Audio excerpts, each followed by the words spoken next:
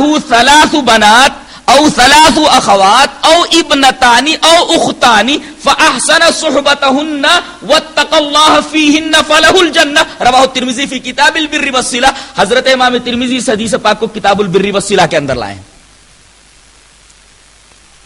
حضرت ابو سعید خدری فرماتے ہیں کہ رسول اللہ صلی اللہ علیہ وسلم نے ارشاد فرمایا کہ جس کے 3 بیٹیاں ہوں یا 3 بہنیں ہوں، من کانت لہو ثلاث بنات، جس کے 3 بیٹیاں ہوں، او ثلاث اخوات یا 3 بہنیں ہوں، او ابنتان یا 2 بیٹیاں ہوں، او اختان یا 2 بہنیں ہوں، تو چاہے 3 بیٹیاں ہوں 3 بہنیں ہوں، چاہے 2 بیٹیاں ہوں 2 بہنیں ہوں،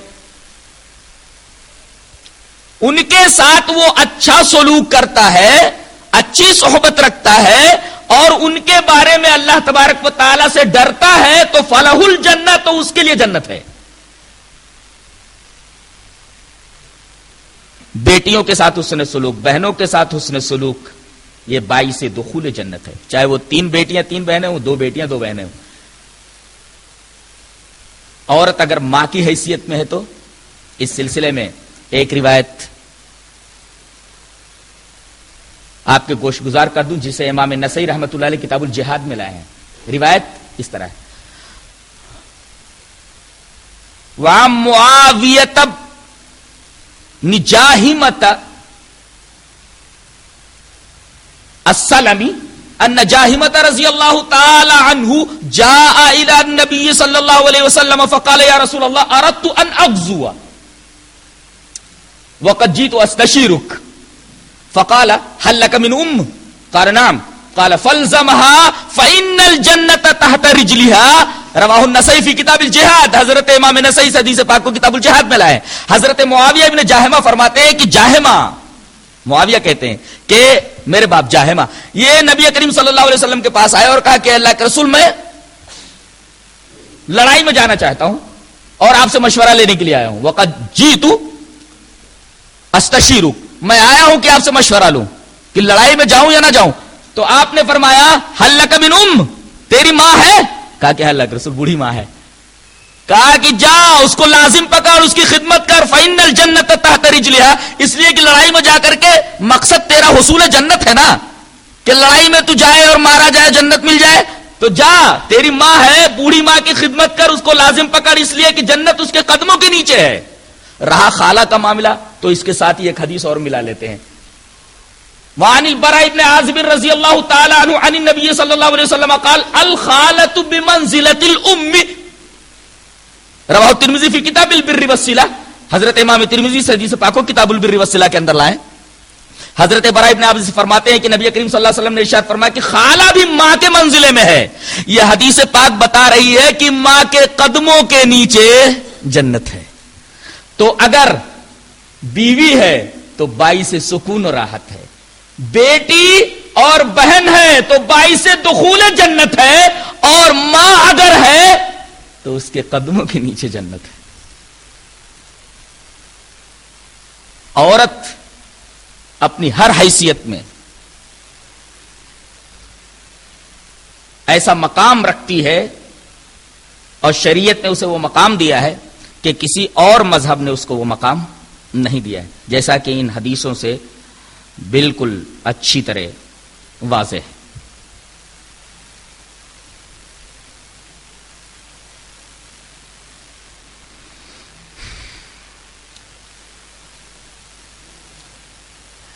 اور ایک حدیث تو بہت زیادہ حیرت انگیز ہے.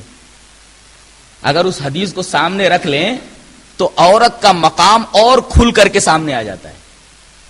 اس حدیث کو امام احمد رحمۃ اللہ علیہ مسند احمد کے اندر لائے حضرت اسماء بنت یزید سے.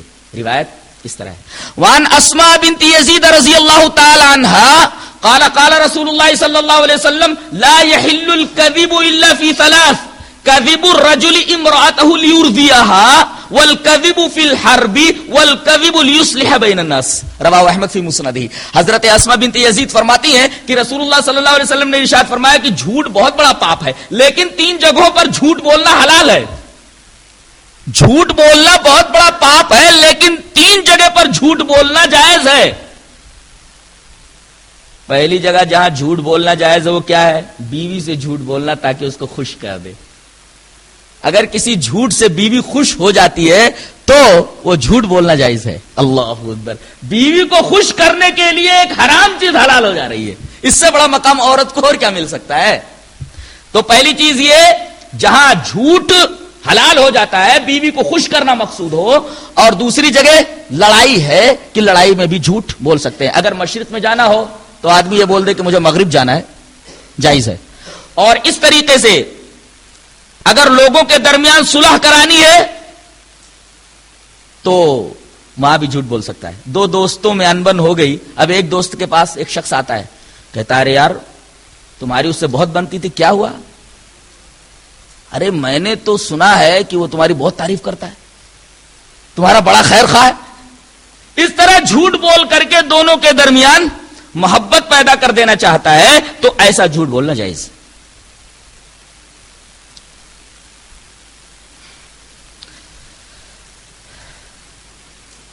اب آئیے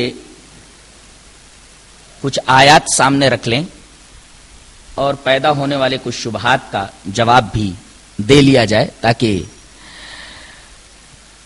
مسئلہ بالکل واضح ہو جائے. اللہ تبارک و تعالیٰ نے ارشاد فرمایا وَلَهُنَّ مِثْلُ الَّذِي عَلَيْهِنَّ بِالْمَعْرُوفِ وَلِلرِّجَالِ عَلَيْهِنَّ دَرَجَةٌ. انسانی حقوق کا جہاں تک تعلق ہے، انسانی حقوق میں مرد اور عورت دونوں برابر ہیں. جہاں تک حقوق کا معاملہ ہے، انسانی حقوق میں عورت بالکل مرد کے برابر ہے. ہاں، اس ازدواجی زندگی کے اندر اللہ تبارک و تعالی نے ایک درجہ مردوں کا اس سے بڑھا کر رکھا ہے. وَلِلرِّجَالِ عَلَيْهِنَّ دَرَجَةٌ. انسانی حقوق میں عورت مرد کے بالکل برابر ہے، مگر ازدواجی زندگی میں مردوں کو ایک درجہ اس سے زیادہ حاصل ہے، اور یہ فطرت انسانی کے عین مطابق ہے. مثلا اگر خانگی زندگی کے نظم کو برقرار رکھنا ہے تو ایک کو قوام ماننا پڑے گا، دوسرے کو ماتحت ماننا پڑے گا، ورنہ خانگی زندگی کا نظام خوش اسلوبی کے ساتھ چلنا محال ہے. اس کی مثال آپ ہر جگہ دیکھ سکتے ہیں. مثلا فوج کا ایک کیپٹن ہوتا ہے، اس کے ماتحت بہت سارے فوجی ہوتے ہیں. ہر فوجیوں کے جو حقوق ہوتے ہیں، انسانی حقوق، وہ یکساں ہوتے ہیں. قانون سب کے لیے مساوی ہوتا ہے. جو قانون ایک کیپٹن کے لیے ہے وہی قانون ایک عام فوجی کے لیے ہے. تو فوجی قانون میں سب کے سب برابر ہیں، لیکن فوجی نظم کو برقرار رکھنے کے لیے ایک کو کیپٹن بنانا ضروری ہے کہ اس کی قیادت میں پوری فوج لڑے. اگر وہاں دو چار کیپٹن بنا دیے جائیں تو لڑائی اچھی طریقے سے نہیں لڑی جا سکتی. اب کوئی یہ کہے کہ ایک کو کیپٹن بنا دیا گیا تو دوسرے فوجیوں کی توہین ہے، ایسا آدمی بے وقوف ہے. اس طریقے کے اعتراضات احمقانہ ہیں. اس لیے کہ فوجی نظم کو برقرار رکھنے کے لیے ایک فوجی کو کیپٹن بنانا ضروری ہے تاکہ فوجی زندگی کا نظام خوش اسلوبی کا ساتھ چل سکے. ایسے ہی خانگی زندگی کے نظام کو خوش اسلوبی سے چلانے کے لیے ایک کو قوام ماننا پڑے گا، دوسرے کو ماتحت ماننا پڑے گا، تب جا کر کے گھریلو زندگی خوش اسلوبی کے ساتھ صحیح پٹری پہ چلے گی.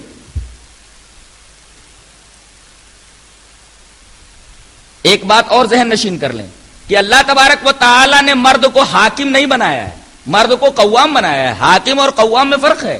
اللہ نے یوں فرمایا الرجال قوامون علی النساء بما فضل اللہ بعضهم علی بعض وبما انفقوا. اللہ تبارک و تعالی نے مردوں کو عورتوں کے اوپر قوام بنایا ہے اور اس کی دو وجہیں بتائی ہیں. پہلے قوام کا مطلب سمجھ لیتے ہیں. قوام کا مطلب رولر نہیں ہوتا، بلکہ قوام کا مطلب ہوتا ہے پرووائڈر. قوام کا مطلب ہوتا ہے سسٹینر. سسٹینر میں اور پرووائڈر میں اور رولر میں فرق ہوتا ہے. مرد کے ذمے سسٹیننگ آئی ہے، مرد کے ذمے پرووائڈنگ آئی ہے، رولنگ نہیں آئی ہے. وہ حکمراں نہیں ہے بلکہ وہ پرووائڈر ہے اور سسٹینر ہے. قوام کا ترجمہ حاکم نہیں ہوتا. اب اگر مرد کو سسٹینر مان لیا جائے، پرووائڈر مان لیا جائے تو عورت محکوم نہیں ہوئی بلکہ اس کا ماتحت ہوئی. اور یہ ماتحتی خان کی زندگی کو خوش اسلوبی سے چلانے کے لیے ضروری ہے.